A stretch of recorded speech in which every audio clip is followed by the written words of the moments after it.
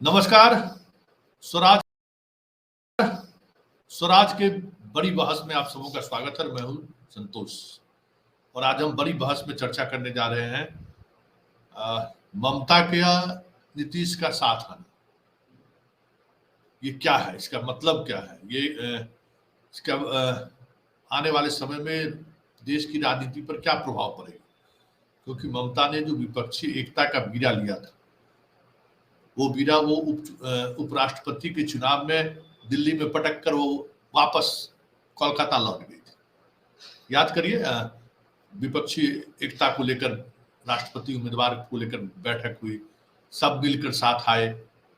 यशवंत सिन्हा ममता बनर्जी की तरफ से उम्मीदवार हुए, कांग्रेस ने अपना वोट किया, लेकिन जैसे ही विपक्ष ने कांग्रेस के मार्केट अलवा को उम्मीदवार बनाने की घोषणा की, ममता दिल्ली से वापस आ गए और वोट देने से इनकार कर दिया। तो बड़ा झटका लगा था विपक्षी एकता को लेकर, जो जिस मुहिम की शुरुआत ममता बनर्जी ने की थी। और ममता बनर्जी ने सिर्फ अपनी ही विशेषता नहीं खोई, शरद पवार जैसे जो नेता, जो इस एकता के वाहक थे, उनका भी भरोसा टूटा। और इस भरोसा टूटने के बाद ममता के सिवाय कोलकाता वापस आने के अलावा उनके पास कोई और दूसरा विकल्प नहीं था। ये बड़ी बात। तो अब क्या वो नीतीश के सहारे एक बार फिर से विपक्षी एकता में शामिल होना चाहते हैं? क्योंकि अब उन पर भरोसा करना बहुत ही मुश्किल है। तो क्या वो नीतीश के सहारे अपने आप को भरोसामंद साबित करना चाहते हैं, या फिर बिहार का जिस तरीके से वोटिंग ट्रेंड रहा है बंगाल में, अब एक प्रभावी कई जिले हैं जहां बिहारी वोटर काफी महत्वपूर्ण हो गया है, तो क्या नीतीश के सहारे उन वोटरों को भी साधने की कवायद तो नहीं है ममता का? फिर जिस तरीके से हेमंत सोरेन को साथ उन्होंने लाया है, कांग्रेसी विधायक को गिरफ्तारी को लेकर जो चर्चाएं आई कि ये लोग असम के मुख्यमंत्री के माध्यम से बीजेपी सरकार गिराना चाहती थी, उसमें ममता ने जिस तरीके से हस्तक्षेप किया, और वो कह भी रही है कि बिहार, झारखंड और बंगाल में हम नीतीश के साथ हैं। तो ये क्या कहने का मतलब है? कई तरह के सवाल हैं, और उन सवालों के बीच सबसे बड़ा सवाल है कि जिस एकता की वो बात कर रही है उसका मतलब क्या है। और इस पर हम चर्चा करने के लिए सीधे कोलकाता चलेंगे। चलिए, हमारे साथ बंगाल कोलकाता से जुड़ चुकी है पूनम, वरिष्ठ पत्रकार है, वहां बिहार में भी काम करने का इनको अनुभव प्राप्त है, और बंगाल में वो लगातार बिहार चुनाव में वो आई हुई थी, उनसे हमारी लगातार बातचीत हो रही थी। अभी फिलहाल फिर वो बंगाल वापस गई और बंगाल और बिहार की राजनीति को बेहतर तरीके से समझती है। तो पूनम, क्या लगता है कि ममता बनर्जी का जो ये बयान सामने आया है कि हम नीतीश के साथ हैं, उसका मतलब क्या है? देखिए संतोष जी, बात ये है कि अब जो विपक्ष के नेता है, उनका जो कई बार बयान जो होता है ना, वो ऐसा होता है कि वो बीजेपी से नहीं परेशान है, वो मोदी गवर्नमेंट से परेशान है। तो अभी जैसे हमारे बंगाल की स्थिति की बात करें, तो जब से इलेक्शन हुआ है, इलेक्शन से पहले से ही कोल घोटाले को लेकर बड़ी चर्चा रही है, लगातार सीबीआई, ईडी। तो अभी विपक्ष के जितने भी नेता वो सीबीआई और ईडी से बहुत परेशान हो चुके हैं। बंगाल का भी सिनेरियो यही है। आपने बिहार में भी देखा कि तेजस्वी यादव ने कहा कि आप मेरे घर आइए, चेक करके जाइए। तो बंगाल में क्या हो रहा है कि कल ही हमारे यहाँ पर जो ममता बनर्जी कैबिनेट के मंत्री मलाई घटक हमारे आसनसोल से हैं, उनके यहाँ भी सीबीआई की रेड पड़ी। कोल घोटाले को लेकर लगातार सीबीआई की रेड है, 5 जीएम है जो कोलवरी के, वो भी पकड़े गए। तो कहीं ना कहीं अभी जो मामला है, ये नीतीश कुमार, ममता बनर्जी तक नहीं सीमित है, ये सीमित पूरे विपक्ष पे है। कि विपक्ष का कहना है कि हमें किसी भी हाल में हमारा है उनसे मिलता जुलता, झारखंड से, बंगाल से, बिहार बॉर्डर एरिया मिलते हैं। बड़ी संख्या में लोग बिहार के रहते हैं, बड़ी संख्या में झारखंड के लोग हैं, पूर्वांचल के भी लोग हैं। तो कहीं ना कहीं 2024 में वोटर जो हैं, जिनको लगता है कि नहीं अब हमें मोदी जी को आउट करके किसी और को लाना चाहिए, उनसे कहीं ना कहीं सिंपैथी लेने की बात की जा रही, मतलब उनके बारे में सोचा जा रहा है। हिंदी लैंड पे बात चली, क्योंकि आपने हमेशा से देखा कि प्रधानमंत्री हमेशा ज्यादातर हिंदी लैंड से होते हैं। तो ममता बनर्जी हमारे ईस्ट वाले लैंड से आती है, हिंदी का भी बैरियर उनके लिए। नीतीश कुमार एक हिंदी बेल्ट से है, हिंदी मजबूती से उनके साथ मतलब खड़ी है। तो कहीं ना कहीं ये एक हो सकता है कि हम ये नहीं कह सकते कि ममता बनर्जी प्रधानमंत्री बनने चाह रही है या नीतीश कुमार प्रधानमंत्री चाह रहे, कि जितना पहले की ही खबर है कि जैसे इनका कहना है कि पिछली बार जब 2019 में 300 सीटें आए हैं, तो हमें उन 300 सीटों को कम करना।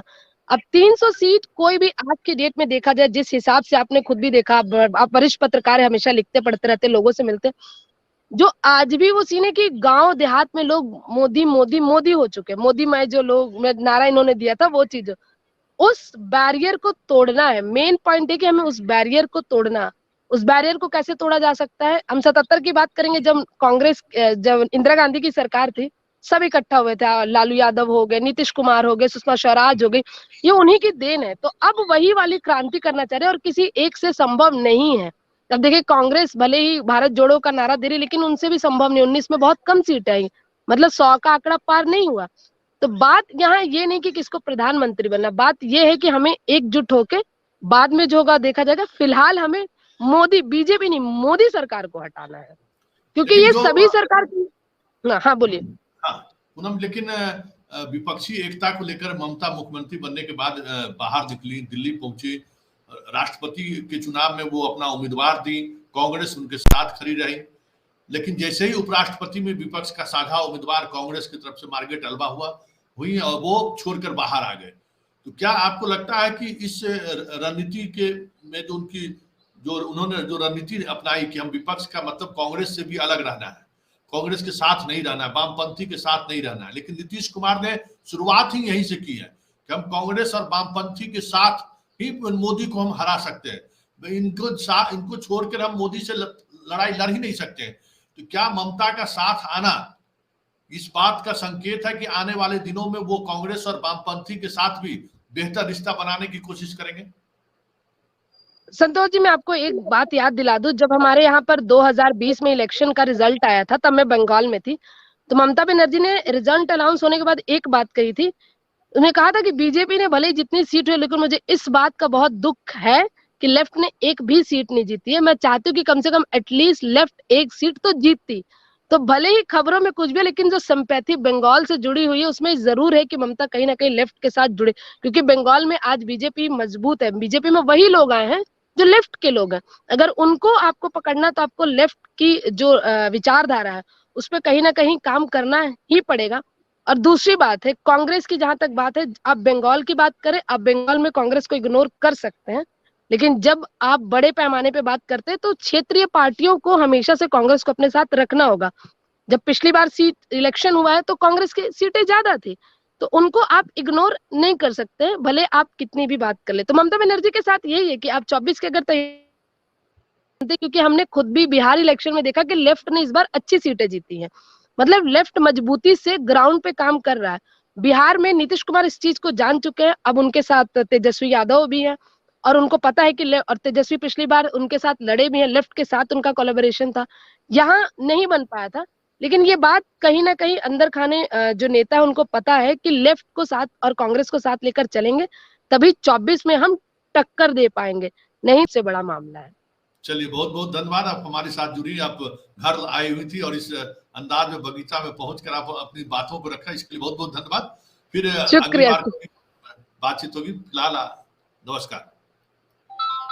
ये हमारे साथ थी कोलकाता से जुड़ी हुई थी पूनम, वरिष्ठ पत्रकार हैं, लगातार इन राजनीतियों पर उनकी विशेष नजर रहती है। वो ममता बनर्जी के नीतीश के साथ आने की घोषणा का क्या इम्पैक्ट पड़ सकता है, उसका एक बात जो चर्चा के दौरान सामने आई कि आने वाले दिनों में बंगाल में भी वामपंथी और कांग्रेस के साथ ममता बनर्जी अलायंस कर सकती है। ये एक संकेत है नीतीश के साथ आने का, मतलब क्योंकि नीतीश ने साफ कह दिया है कि कांग्रेस और वामपंथी के बगैर किसी भी तरह के गठबंधन की बात करना बेमानी होगी। चलिए, इस बड़ी बहस को अब यही समाप्त करते हैं, फिर किसी इसी तरीके के मुद्दा से हमारी आपकी मुलाकात होगी।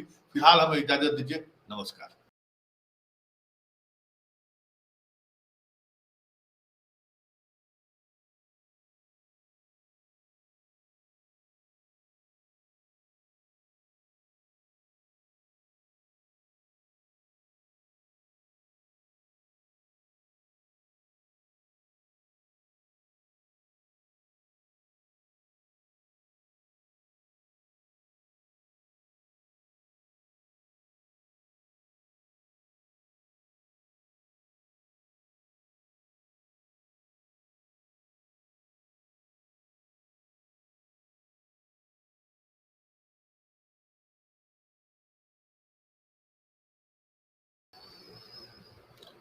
नमस्कार।